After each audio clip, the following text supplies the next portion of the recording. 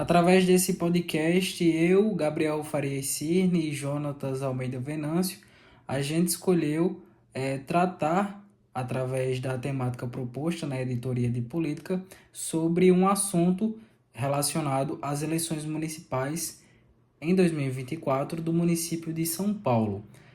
Como a maioria sabe, as eleições municipais de São Paulo foram bem acaloradas, foram repletas de polêmicas, de agressões verbais, até mesmo físicas entre os candidatos. E uma questão que foi muito debatida nos últimos períodos do pleito eleitoral de São Paulo, principalmente no primeiro turno, foi envolvendo os candidatos Pablo Marçal, do PRTB, e Guilherme Boulos, do PSOL, ambos declarados de extremos, né? O Pablo Marçal de extrema direita e o Guilherme Boulos de extrema esquerda. Então, claro que isso serviu de pano para manga para os dois chegarem a se degladiar, entre aspas, né? Durante todas as eleições municipais de São Paulo.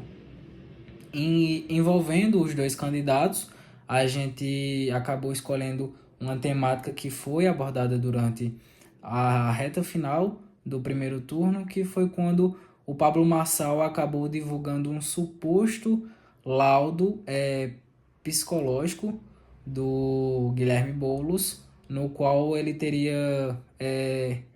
sido teria tido um laudo médico dele que teria comprovado um surto psicótico dele após uso excessivo de drogas, principalmente de maconha. E com isso, o Guilherme Boulos acabou entrando na justiça, a Polícia Federal e a Polícia Civil acabaram realizando essa investigação que acabou comprovando que esse laudo médico publicado pelo Pablo Marçal na rede social X, o antigo Twitter, que na época estava banido aqui do Brasil, estava suspenso as suas atividades. Então, acabou tendo esse envolvimento da Polícia Federal e da Polícia Civil para realizar essa investigação, que acabaram resultando em todas essas questões que foram abordadas logo na sequência. A gente acabou escolhendo uma matéria que foi publicada pela Veja, que teve como manchete: PF confirma que laudo de Marçal sobre internação de Boulos é falso. Então, durante toda a tabela, a gente traz algumas partes principais da matéria. Na parte da exclusão ali inicial, a gente faz a citação das múltiplas informações que a matéria traz, dizendo que os laudos falsos publicados pelo Pablo Marçal eram falsos contra o Guilherme Boulos, né?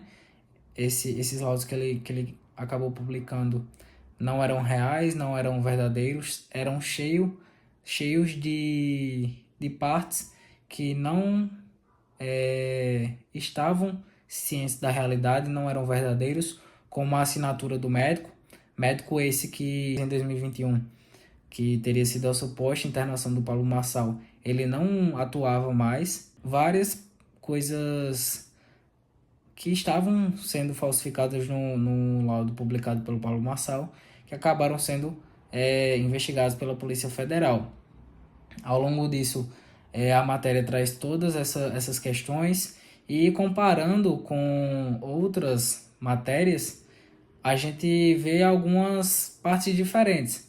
Por exemplo, na Veja, ela cita algumas partes da justiça comum e também da justiça eleitoral, abordando quais crimes o Pablo Marçal acabou cometendo com a publicação desses laudos falsos.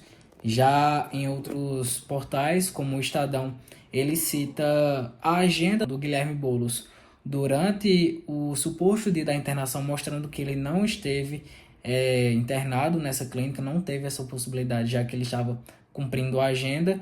E o G1, por exemplo, ele traz uma análise detalhada de todo o documento. Então,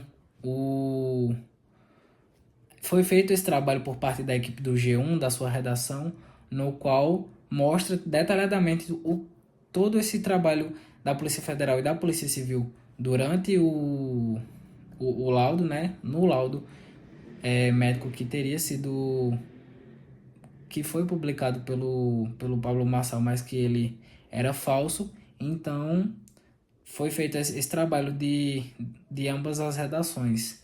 No Estadão,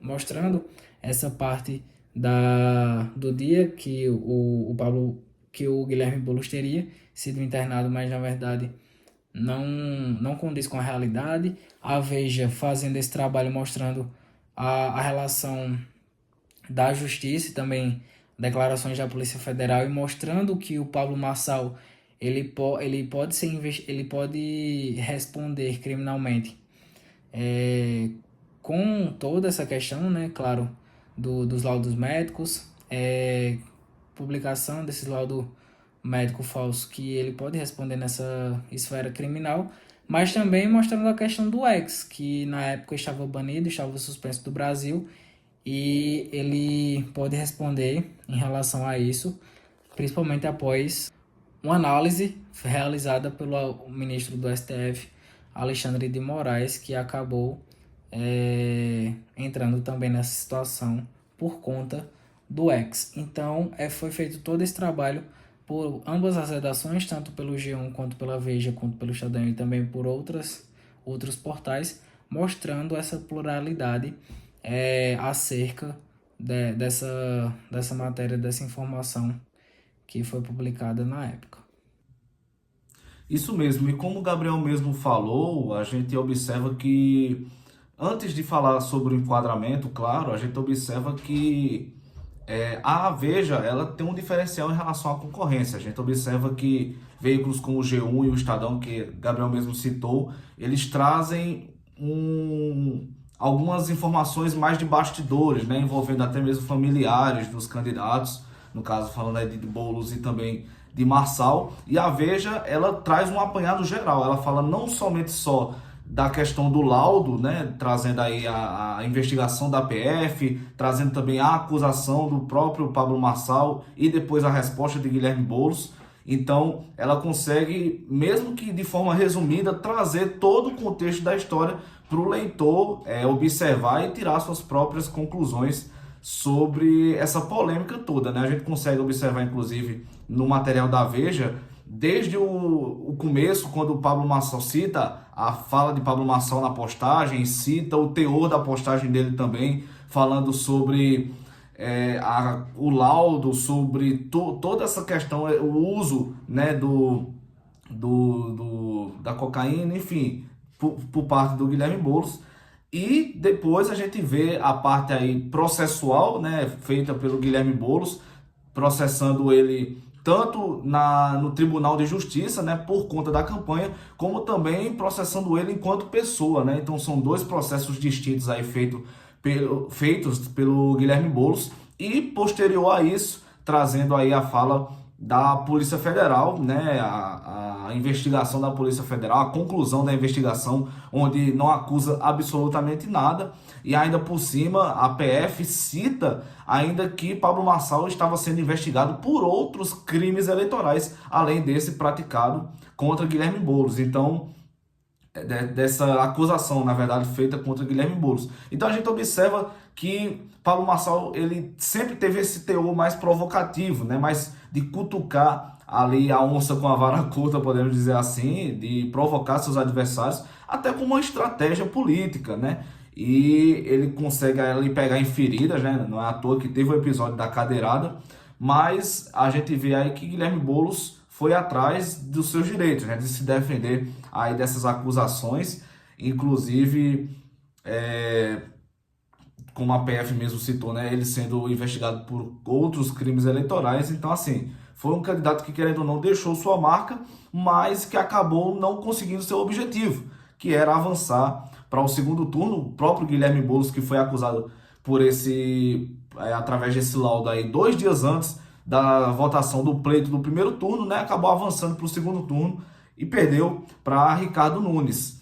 Mas aí já são outras questões também que são resultantes dessa primeira acusação, dessa primeira matéria, né? Aí, mas falando do enquadramento agora, a gente consegue ver que, de acordo com a minha análise junto com o Gabriel, a gente consegue observar que essa matéria ela pode ter um enquadramento noticioso, né? Até porque ela traz a notícia, ela informa o leitor, mas que no fim das contas o enquadramento mais correto a ser aplicado é um enquadramento de aprofundamento da notícia. Isso porque a Veja ela tem esse cuidado, ela tem esse zelo pelo leitor de trazer o detalhamento à investigação. A gente, como eu já citei no começo aqui da minha fala, a gente consegue ver e observar isso também na matéria do G1, onde ela traz aí a fala da filha, né, de Guilherme Boulos, da filha de Guilherme Boulos não, perdão, da filha do médico, né, o suposto médico que assinou o laudo, a filha do médico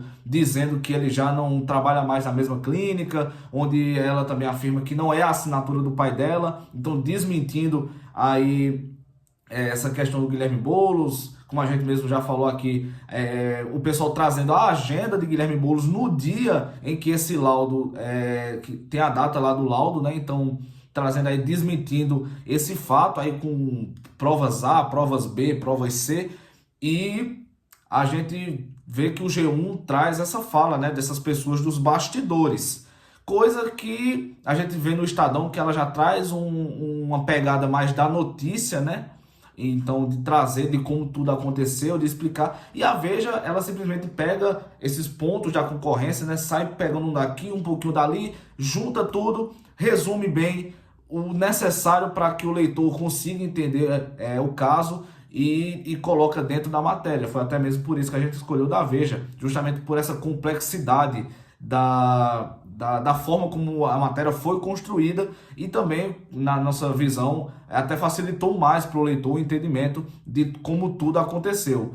Então, o enquadramento, como eu mesmo já falei aqui, o enquadramento noticioso, ele se encaixa na minha visão e na visão de Gabriel também, só que o correto mesmo a ser utilizado é um enquadramento de aperfeiçoamento aí da matéria, trazendo essa pluralidade aí da informação, trazendo também esses detalhamentos, esses detalhes aí, né, nesse caso